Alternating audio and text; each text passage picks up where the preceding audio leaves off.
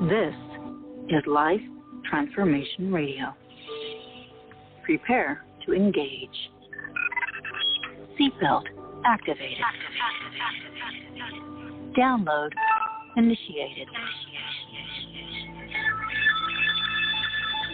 Your quantum journey of transformation begins in 3, 2, 1.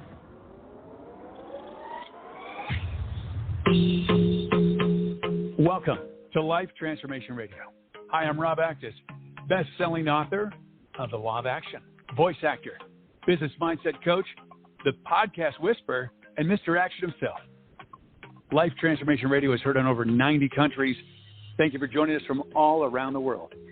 So whether it's your first time joining us or you've been listening to Life Transformation Radio for some time, I want to personally thank you. Here at Life Transformation Radio, we are committed to share more about real life, love, the power of positivity, romance, and of course, laughter. We care about helping others find their internal drive and purpose. We celebrate life's challenges and overcoming them. Please rate and review Life Transformation on your favorite podcast platform. And listen to us live on Mondays and Wednesdays right here on Blog Talk Radio with a special bonus episode on Thursdays recorded live on Clubhouse. Also, a personal invitation from me to you. Please join us on Facebook in the Life Transformation Radio community. On the show, my guests are amazing people who are forces for good in the world around them and live a life of transformation. My guest today does just that. Kaye Holmes and I discuss finding your freedom and overcoming major trauma towards a life transformation. If you want to embrace freedom through faith, resiliency, and empowerment, thrive through education, self-discovery, and learn how to change your mindset to gain that freedom, this is the show for you.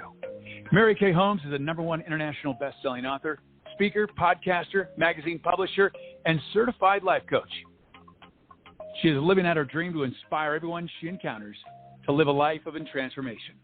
She is an award-winning founder of the global movement, Outlive the Labels. Please welcome to Life Transformation Radio, Kaye.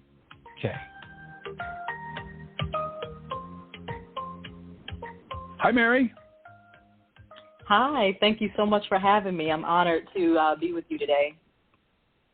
Absolutely. Glad to have you here. All right. So before we get started, we had a little conversation before we went on the air, and I would want to give a little trigger warning. Today we're going to be talking about some pretty deep conversations, incredible story of transformation that Kaye has experienced, and that includes sex trafficking, human trafficking, molestation, and domestic violence. So if that's a trigger for you, I invite you to check out of this episode and tune in again Wednesday or Thursday. But I want to give you guys a heads up. That's what we're talking about in addition to transformation. So, Mary, welcome to Life Transformation Radio, and so glad to have you here. Thank you. Once again, I'm honored to be here. Thank you for having me. I'm excited about this conversation because while we're going to be talking about some deep stuff, some heavy topics, there's also a bright side to it. There's, the silver lining in the cloud, so to speak, because I was able to make it out and survive and thrive. So I'm hoping to offer, some great hope to people that have gone through setbacks in life. So thank you once again. We're going to talk about your road to resilience. How's that? Yes, that sounds good. All right, so let's just start at the beginning. So it actually started when you were a child. Why don't you go ahead and just set the stage? You've come through a lot. Absolutely. Yes, I have. And sometimes I wonder how in the world does one person go through so much in one lifetime, and I'm still not done. I'm like, just so much that I've gone through, but I have so much more to look forward to. So at 4 years old, I was molested by an older male relative, and that continued through my early childhood years, and so it led to promiscuous behavior as a preteen, and so by the time I was 12, I lost my virginity, and at 14 years old, I was pregnant.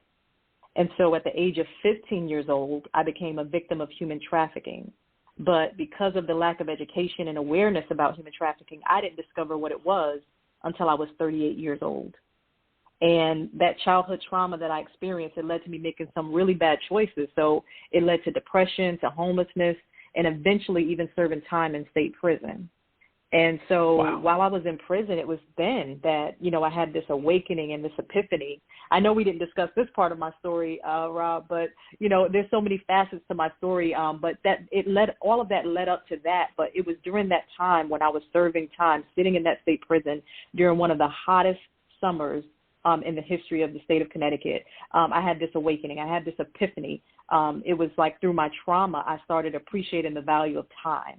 And so even when I was in human trafficking and I was locked away in a small apartment by my trafficker, I appreciated the value of time because it was stolen from me. When I was trapped in that 7-year abusive relationship, I appreciated the value of time. And so when I got released from prison, I decided I had no time to waste. So I hit the ground running, and I decided that education was going to be my key to transformation and my escape from poverty. And when I made that decision, it was like everything that I chase in the world, it started to come and sit at my feet because I got focused, I got determined, and I gained victory over self-pity. I stopped feeling sorry for myself. And also, I understood that I had to get up, I had to get moving, and despite my mistakes in life, I had to realize it was a new day, and I was in complete control of my destiny, and I had to start fresh and own my story and be unapologetic about my past. And so, all right, the Mary, amazing thing I just got to tell you. Yeah. I just got to tell you, I'm smiling right now. And I'm smiling because, wow. Like, wow. Yeah. You talk about it like, you're going shopping, and it's really like it just hit me like a board across my head. And it's deep what you've done. I mean, sex trafficking, human trafficking, molestation, and then domestic violence, and then state prison. That's huge. Yeah. Yeah. And I just want to tell you, I have a big smile so on my face because look at you now, girl. Look at you now. Yeah, it's amazing. Sometimes I'm amazed at myself because to have gone through all of that, and that's just kind of breezing through the things. Because, when you're going through it, it seems like time just slows down, and it seems like it's going on forever, and you're wondering if life is ever going to get any better than this. I was so depressed. Right. I had attempted suicide 5 different times. Like I had gone through a really, to say it was rough is an understatement. But when I look at where I am now, and the fact that I can get up every day with joy, the fact that I can have a smile on my face, the fact that I have excitement about my future, and the fact that I've been able to do the wonderful things that I've been privileged to do, that I've been blessed to do, to me, it's amazing because there's a lot of people who've gone through a lot worse who didn't make it out. There's a lot of people who've gone through, a lot less than what I've gone through, and they gave up. But the fact that I'm still here, I know I have a purpose. I know that my mission is to inspire women, to inspire women who want to build their faith, who want to be empowered, who want to get educated, not just educated in the traditional sense, but just discovering who they are, like learning more about themselves, learning more about what they're capable of doing, and discovering those opportunities so they can develop a whole new mindset, because I am not the person that I used to be. People that knew me back then, they look at me now, and there's no residue of the old Mary Kaye. Right. And you flipped the script. So you went to state prison, and now you're a graduate of a New York law school. You serve as in-house counsel for a major New York City financial services firm. That's huge.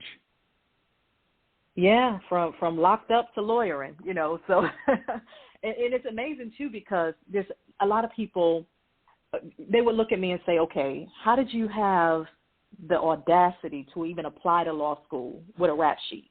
The fact that I had a criminal history, and it was a accomplishment in and of itself to even apply to law school and get accepted. Because when I applied, I got accepted at every law school that I applied to, and I was offered a full ride. And it was going to be regardless of my GPA. They just wanted me to, like, if you stay at our school, we're going to give you a full scholarship. You don't have to pay a dime.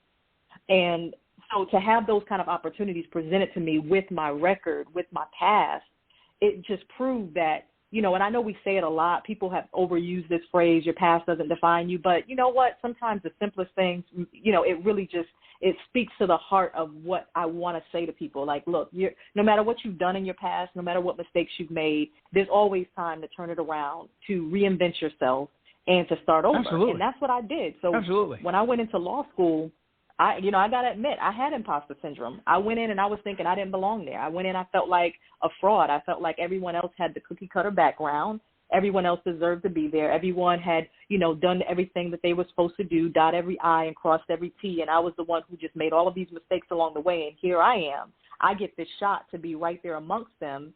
And not to mention, I was older than most of the other students. So I felt like, okay, at first I felt like I didn't belong. But then I realized, no, I'm supposed to be here because when I graduate, when I pass the bar, and when I start working as a lawyer, I'm going to be proof to every person that is formerly incarcerated, that has a peppered past, that has done some things that they're not proud of. I'm proof that you can start over, that you can have a second chance. And so because I'm what that second chance looks like, I was committed to being the poster child for that. So when I did graduate, I not only got I passed the bar the first time, but I not only was able to get hired at the job that I'm at now, but every job that I applied to, I was offered the position, and they knew my record. So it's like it's right. one thing to go to law school with the rap sheet, but it's another thing to actually get hired somewhere. Initially I thought maybe I would have to open up my own practice, hang my own shingle, and do my own thing because maybe those opportunities wouldn't be afforded to me because in law everything is all about dignity for the profession and making sure that there's everyone looks good and there's no even resemblance of any blemishes on your record, absolutely. so to speak. Right. But at the same time, I remember I talked to my dean at my law school, and he wrote me this raving recommendation letter. And he said, he said, I want to call you. He said, he sent me an email. He said, I need you to give me a call because I need to tell you something. And when we got on the phone, he said to me, he says, listen, you are what makes our law school so special. It's people like you. And he said, we That's are great. so proud of you and we have your back. And it meant everything to me because I knew I wasn't alone and I knew I had to do this. Well, you talked about earlier, you said, I don't know how I got through that. I don't know how I got through sex trafficking, the human trafficking, the molestation. I don't know how I did it. Well, you got through it because you're on a mission and you're here for a reason and you're making a difference in this world by being here.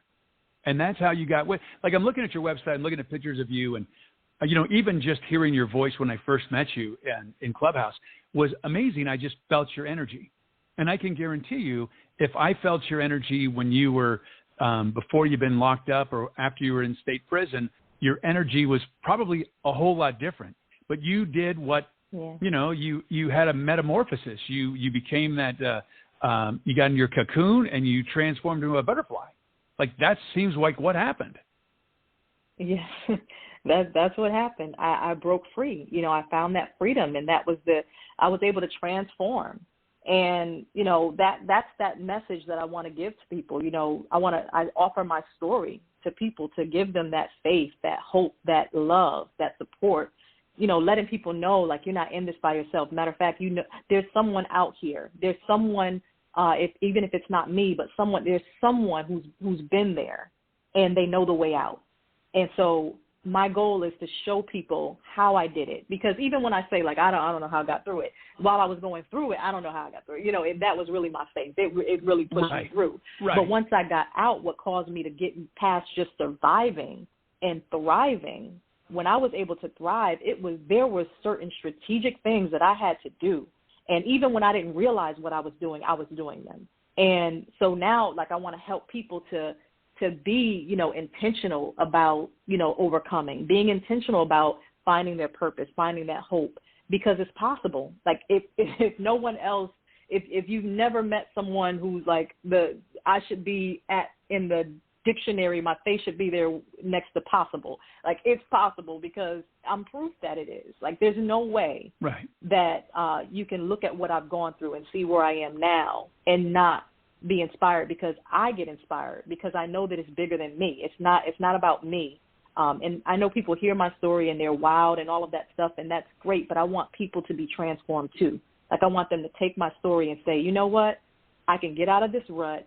I can get out of this setback. I can bounce back better. I can get to my next level. I can go further in life. I can go back to school. I don't care what my past looks like. I can get married, and I can be happily married despite, the dysfunctional relationships I might have been in. I want people to look at my story and hear my story and say, I can do it. I can, whatever it is that's been holding people back, I want my story to break people free. All right, well, we talk about transformation. So you're in the courtroom. A judge gives you a guilty verdict, and you're getting sentenced. You remember that? Oof. Yeah. Yes. Yeah. Okay.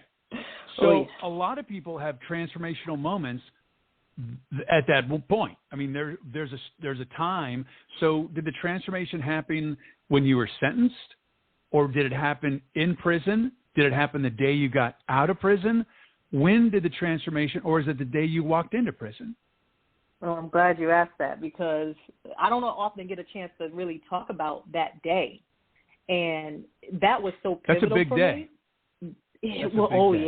Well, listen, I was literally shaking. Like I was so afraid because, although I had been in the streets, I had a very, crazy life before that. I had never been in prison. Like, I had been locked up, but I had never been in prison serving time. And it's not county jail, it's prison. Right. So I didn't know what to expect. I'm like, I don't belong here. What am I going to do? How am I going to get through this? But all I knew was now, that was this I had the to day? do it. There was no way out. Are we talking the day you got sentenced, or are we talking the day that you day walked that into I had prison? to go in. The day that I had to go in. So the day I was sentenced, it still didn't feel real. I'm thinking there's still a chance. Maybe my lawyer's going to pull some string. Maybe he's going to pull some rabbit out of a hat. I don't know what he's going to do, but this can't happen, right? I'm thinking all of the letters of support that was written, I'm thinking there's still a chance. Maybe the judge will just have mercy and tell me that day, listen, I'm just going to put you on probation. But when I went in and they put those handcuffs on me, when the bailiffs put the handcuffs on me and because you have the shackles on your feet and on your hands. Right. And they had to shuffle me downstairs into this holding cell. And when you have a lawyer, you're heard before most of the other cases. All the cases that have representation are heard first. And then all the people who don't have representation have to sit and wait. So because I was one of the first people that had my case heard and I was shuffled downstairs into the holding cell, I had to sit in there all day long until every last case was heard before they can ship me off to prison. But while I was in that holding cell, which was this cold, everything was concrete, there was just one long bench, a toilet, a sink. I'm in there by myself, and the only thing they gave us to eat was a bologna sandwich, a juice box, and an apple. And I don't eat pork, so I couldn't eat the sandwich. All I could eat was the bread, pull it off of that. So I'm there all day long. I'm starving, and then they bring this other woman in. And this young lady, she's small. She has a small frame. She's tiny, and she has this scar from one side of her neck to the other one. And at first I'm thinking, I am not going to talk to she's tiny, but she looks rough. And for some reason, she sparked up the conversation with me, and she asked me why I was there, and I opened up to her. And then I asked her, what she was there for. She was already in prison, but she had been brought to the court to have her. She was on appeal. And so she starts to tell me her story of how everything happened and how her boyfriend was selling drugs, and they were both caught, and she had to go to prison as well. And anyway, she got to the point where she explained what that scar was on her neck. And she said, one day I was so depressed and I didn't want to live, and I slit my own throat. And when she opened up and told me that, she broke down in tears. And I began to talk to her and encourage her in that holding cell. And I began to talk to her, encourage her so much that she said, you were supposed to be here today. I was supposed to meet you today. And that was my first day. That was my first experience. And I knew that going into prison, before I even stepped foot in the real cell, into the real prison on the compound, I already knew I was there for a purpose. Just speaking to that young lady. And she began to cry, and she told me, thank you. I'm so glad that I met you. I was supposed to meet you today. And I told her, somehow, some way, we got to stay in touch. I don't know how. And I get shipped off. And finally, when I'm in the prison cell, they put us in the medical ward first. That's where everyone goes, because they have to check you for all types of things. And so anyway, the prison was so overcrowded. And remember, this is summertime. This is in the hottest summer. I mean, there was this heat wave, and there was this water shortage. And anyway, so we were in medical, and the prison was overcrowded. There were women sleeping in the gymnasium on the floor because it was so crowded. So in the medical ward that I was in, it was 5 of us in one cell. one of the women were sleeping on the floor in our cell. And when times got really rough for us, because we were only allowed out of that cell 1 hour a day, so 23 hours out of the day, we're inside that room with each other. And so what began to happen was I began to encourage those women. One of the women said, I wish I had a Bible. And I said, well, I can tell you some scriptures that I know. And we began to have Bible study in the medical cell. And when we would be let out, sometimes we wouldn't even go out. We would just be talking and just having conversations and just encouraging each other. And I knew then, I said, okay, this is so much bigger than me. And just to make a long story short, throughout my entire sentence, that was like the common thread. I was able to help women. And one of the women in particular, her name was Sarah. We would, have these conversations, and I would encourage her, and we happened to be released on the same day. And she said to me, I've been in and out of prison all my life. She said, but I can't wait for us to get out, because you're going to come back and you're going to minister to all of these women in here. You're going to come back. You got to come back, and you got to speak life into these women.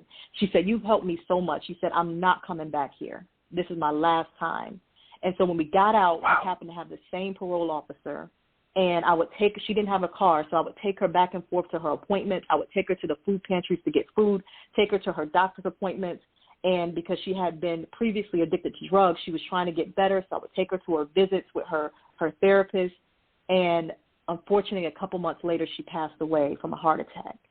But I was so grateful that I got a chance to make an impact on her life before she passed away from this life.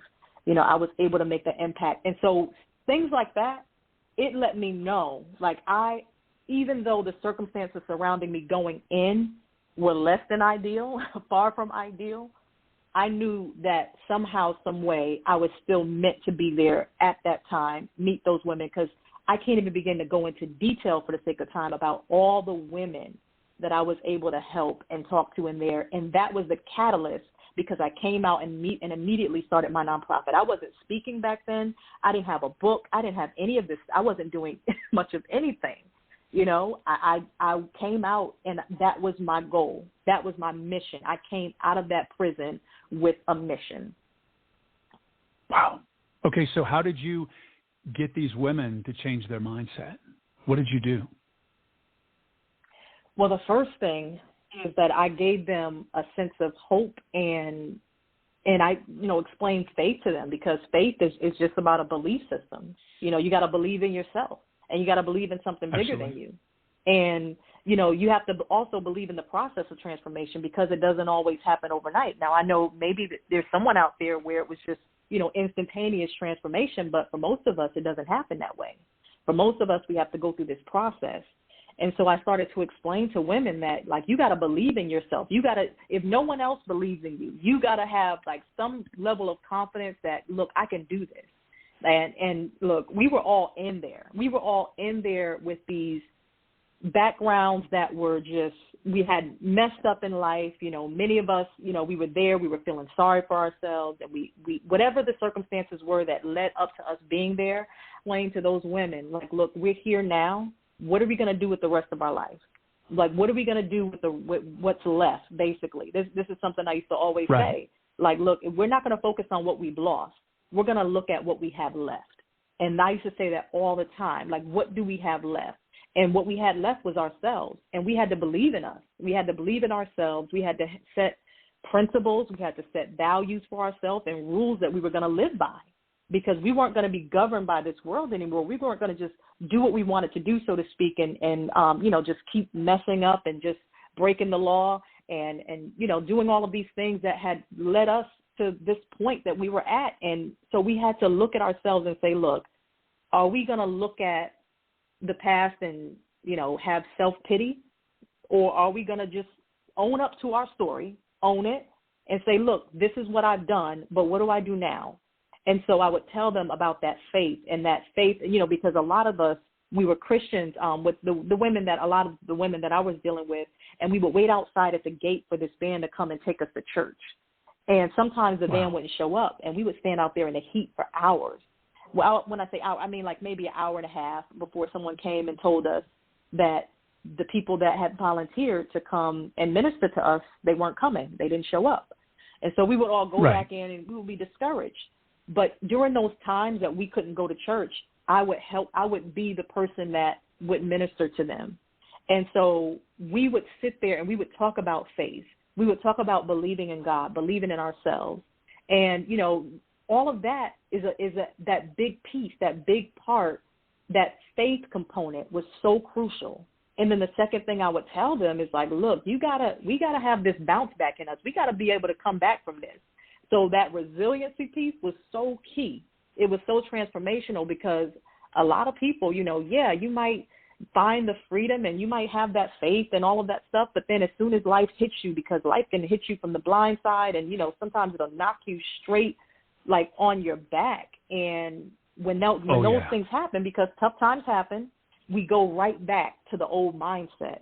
But I was telling them, like, look, and I still tell people to this day, when you have resilience, that means that you have the capacity to recover. Like, you can spring back. Like, you can recover. You can not just recover, but recover fast, recover quickly. You have to have this ability to adapt and overcome. And when you can get back up and get going, and you can, you know, stop looking at your life and looking back with regret and keep moving forward, that's where you get that fire, that passion, that grit. And during those times, I'm looking at these women like, look, we're all gritty. Let's use that to our advantage. You know, we didn't get here because, you know, we're just some, you know, wallflower or, you know, some, you know, whatever, you know, we're not soft, you know, we got grit. Use that to your advantage. And I would tell them, like, look, whatever got you here, flip the script on that, because you can take every negative experience and you can take every bad characteristic, so to speak, that you used in the streets, or, you know, that hustler mentality or whatever it is that they had. I would say you can flip that and turn it into something positive. So, yeah, you might have been a hustler in the streets, but now you're an entrepreneur.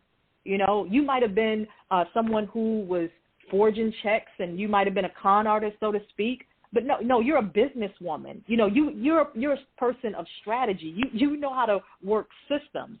So stop working the system by breaking the law, but learn how to develop your own systems and your own strategies so that you can make it out, so that you don't get stuck in this criminal mindset. And so I would tell them, like, you got to have that resiliency to take everything that you've gone through, everything that life has taught you, and stop using it for bad and start using it for good. Take it and flip it, because those tools and those gifts that you had, they were just being misused. They were misdirected. You were misguided. But we can now channel this into something good and something better, and you can be great, and you can have that power without having to, you know, wind up landing in prison for it or, you know, wind up getting into trouble behind it. You can take it and it can be transformational, and you can find success legally. And so those were some of the things that we would talk about with the ladies. And it was interesting because, like I said, I wasn't speaking back then. I didn't have not one book. I didn't have a website. I didn't have a photo, you know, I didn't have professional photos peppered all over the place. I didn't have any of this. I wasn't doing any of the things that I'm doing now, but it was always there. And that was what I was trying to tell them. Was like, substance. What's in you is still there.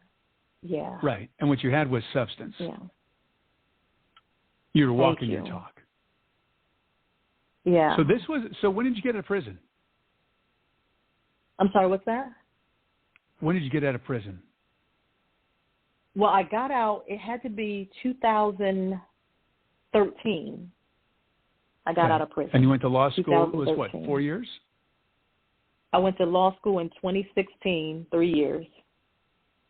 Yeah, and it's amazing because one of the things that I know is that you provide pro bono services to victims of domestic violence and wrongful convictions, and you know, you become a liaison to help women and men in need and give them an opportunity for a second chance. And I think that's really beautiful. Thank you. And that's, you know, when I was in law school, I knew that I was supposed to focus on studying and studying for finals and all of that. And they make you sign a contract where you're not supposed to work even part-time. They don't want you work. They want you to focus solely on studying so you can do well. Right. But my first semester, I volunteered as a courtroom advocate. because I said, I'm going to milk this opportunity, and I'm going to help as many people along the way. So even in my first semester, I'm volunteering. I'm going into the courtroom representing women who had been victims of domestic violence, and I would speak on their behalf and represent them in court. And then the next year, my second year, I was able to volunteer as a student attorney for the post-conviction innocence clinic. And my first client, we were able to get him exonerated. He had been fighting for his freedom for 44 years. And we were able to clear his name finally. He went into prison as a 17-year-old kid, and he came out a grown man who had been fighting for his freedom, and no one would listen. And finally, one of the professors at my law school, she listened, she heard him, and she fought for him. And I came on board into the clinic and was able to do research. I mean, I was Inspector Gadget with this case, and I loved it because I knew when I met him, I said, I know this man is innocent. Yeah, I said, I know he's innocent. His name is Keith, and he was absolutely amazing. The fact that he was able to still have joy and he forgave the police who coerced the confession out of him, who beat a confession out of him as a teenager. When I tell you they beat this young man and told him you will never have children because of the things they were doing to him. In that holding cell when he was being interrogated without his parents, he had asked for his parents. They interrogated him for hours, no food, no parents there, and they told him, if you just sign this confession, we'll let you go home. And after hours of getting beaten, he gave in, signed it, and he never went home until years later. He came home a 50-something-year-old man. And when I tell you it was so bad that even when he came home and he was trying to write his memoir, his parole officer, he violated his parole and sent him back to prison for having a computer. And it was things like that told me, that fired me up and said, I have to fight for him. And he finally won. And the most wonderful thing about it all is that we're still connected. He's doing great. He just got married, and he was one of the co-authors of my anthology project last year and became a #1 best-selling author. And he's writing his own memoir as we speak, and I'm helping him do that. So he's just an amazing human being. To be able to forgive and to be able to live free and to be able to be happy after all of that, it's inspiring. That's inspiring. Now, how do you get through your day? How do you I know that you have anxiety and you've gone through a lot, and I'm sure you probably have PTSD from everything you've experienced in your life. And how do you do it? It's gotten easier over time, but like to this day, like if someone gets too close to me, I'll flinch. Or, I used to have like really bad social anxiety, and that's gotten so much better. But sometimes there's still that PTSD, like you mentioned. But the way I get through each day is I have a wonderful, wonderful support system. Like, I have my faith in God. I have my relationship with God and my husband, who is so supportive. Matter of fact, when we first got married, he was one of the people who would push me, share your story. You got to share your story. Open up, just tell it. And I was so amazed by that because, he didn't want me to, it wasn't like he was ashamed of my past. He wanted me to shout it from the rooftops and tell everyone, like, this is how far I've come. And to have him supporting me and sharing my story, it does wonders because I know, he has my back. If people hear my story and, they push back or they reject me or they don't like what they hear me say or whatever the case might be, and I don't really encounter anyone like that. Usually when I share my story, people do have that, they glean that inspiration from it. So I feel encouraged by the fact that when I do get up every morning, there's purpose behind it. Like everything that I do, like it's all fueled by that mission. And my husband, he calls me a workaholic, and I do get, caught up in my work because I wear a lot of hats. I have my, legal career. So 9 to 5, I got my lawyer hat on, and working remotely has definitely helped me to be able to balance a lot of the things that I do a little bit better. So 9 to 5, I'm in my work, and then I have my writing projects, and I have the magazine that I'm about to publish. And then I'm a UN ambassador, and I do all of these amazing things, speaking and podcasting, and all of that helps me to stay focused, and it keeps my mind pretty much on track to where, I don't look at my past and look at it as a liability. I look at it now as an asset. I look at it like I have this toolbox or this treasure chest, like, or sometimes I call it like an arsenal of weapons.